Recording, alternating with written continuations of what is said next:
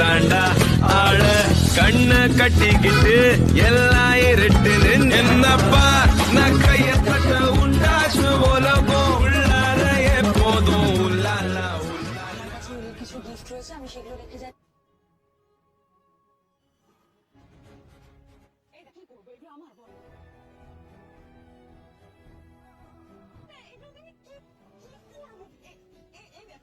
এই শাড়িগুলো আমার, আমি তো পরি না শাড়ি। তুই গিফট এনেছিলাম, এখন আমি কি করবো? কি বাবা,